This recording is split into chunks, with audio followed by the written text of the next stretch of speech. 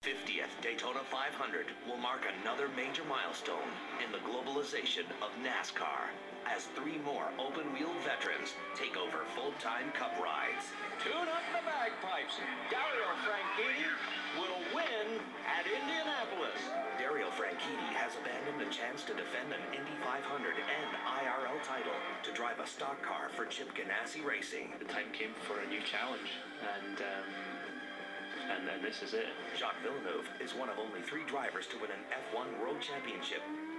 Indy 500. The checkered flag is waving, and Jacques Villeneuve wins the 1995 Indianapolis 500 and Champ Car title.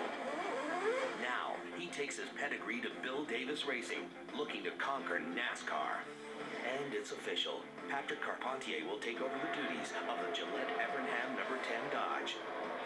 With 3 open-wheelers invading the stock car ranks, some Cup vets are being shuffled around, and others shut out. Jacques Villeneuve making his first start in the NASCAR Nextel Cup Series. David Stremme, Jeremy Mayfield, and Scott Riggs were all bumped from rides to make room for this trio of talented open-wheelers.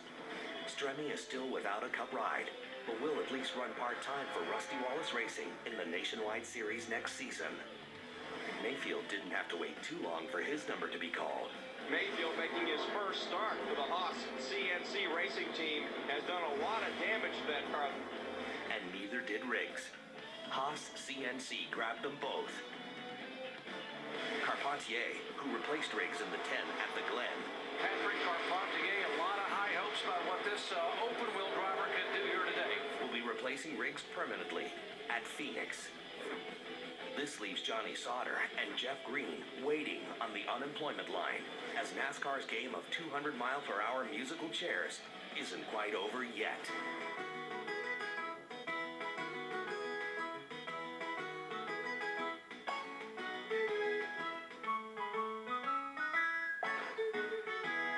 Now, we said it earlier in the show, and it bears repeating, there are only 43 seats available on any given Saturday or Sunday with the NASCAR Nextel Cup Series races. And Kenny Wallace, you're one of those guys right now on the outside looking in. You are looking for a Cup ride, but they're just very hard to come by. Listen, I want to run the NASCAR Busch Series or the Truck Series. I want to race anything. But, guys, I've had like 4 teams call me and say, Herm, we want you to drive our Busch or truck car, but I need money.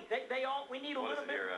Hey. I got a couple. No, man, this is serious stuff. I need a sponsor. We know it's serious. It is very serious. It is serious. Now, what will it take? I just got done talking to a team that runs in the top 10 every week. They need $2.5 million. $2.5 million to complete a sponsor transaction so I can get a ride next year. I need a sponsor out there to give me $2.5 million so I can get a full ride, or else I'm going to be on the outside looking in. Hey, Hermie, think about what you're doing, though, when you go to one of these boards, when you go into the boardroom and you say, hey, guys, how about this? We know your stock price is down. We know you're struggling with cash flow and everything, but how about you give me $8 to $12 million, and I'm just going to take it, I'm just going to go race it? Well, just like Kenny said, it's all about sponsorship, and for an owner, what it gets down to is a lot of these guys, for whatever reason, have been shuffled out of the top 25 for 3 or 4 years in a row.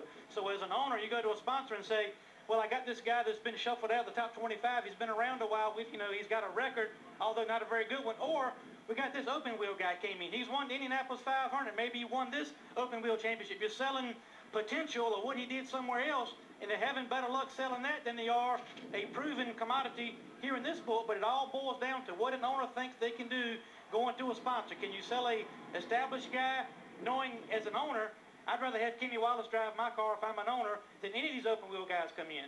But the fact of the matter is, they say, hey, how about this new guy coming in? He came out of open-wheel. I agree too, Kenny Wallace, but it's unfortunate that money rules the roost. Can I say one thing? Let me say this one more time real quick. I can be with a top 10 team right now. Everybody knows it costs $6 million to run the Busch Series, but if I get 2.5, your name could be on the car, and I'll run in the top 10 because that will complete the deal. That's what I need to save my career. And it's just a fact of the matter right now, especially in the Busch Series, that if you have a sponsor, you all of a sudden become a pretty darn good race car driver. That was a good interview because I look back at the season and I look and I see Stremme in the top 10 in points, contending every week. And all at once, what happens? I think the Ganassi organization starts to fall apart around Stremme. That's why I'm a big fan of David Stremme. I think this guy could get the job done. Another guy, Sauter. it's obvious that it didn't click.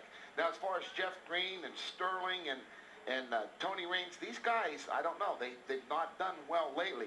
But I think Sauter and Stremme are two top candidates. And a guy like Stremme, the next move he makes is very important, because if you get knocked out of a ride, like a high-profile ride like Ganassi, well, the next ride you take, if you don't have success in that, the next ride you get would be a further down the line. You're saying high-profile, Hermie, but you know, the truth be known, Ganassi is a high-profile ride. I agree with you, but yet it isn't when you look at it. In 6 years, they won the only race this year on gas mileage with Juan Pablo. So I disagree. I do not think that if it was a situation of a Hendricks or a Roush and he got canned, then I agree with you. But right now, I don't think the Ganassi organization is anywhere near the strength of those other Probably four. not the strength organization, but you drive for a guy like Chip Ganassi, you're expected to perform, and you got a guy like Reed Sorensen that's coming He ain't along strong too. performing He either. finished third last week. Finally. One last thing I want to say. We need sponsors to quit piling the money on the top 10 teams. You're not going to stop that, Herm. The NASCAR Nationwide Series next year is going to make rule changes to make a NASCAR Busch Series champion like a Bobby Hamilton Jr. I know I'm not going to stop it, but we need to think about it. I agree with you. It is hurting the sport. It is. You know, do you know Carl Edwards is going to have 3 complete different sponsors in the Cup Series next year? That's what we're coming to. All right, it's all about money. It has been for a long time, but it's all part of the changing landscape of NASCAR racing at its highest level. Folks, we're going to take you all the way to 2:30, right up 2:30 local time, 3:30 Eastern time, here on NASCAR Race Day, built by the Home Depot.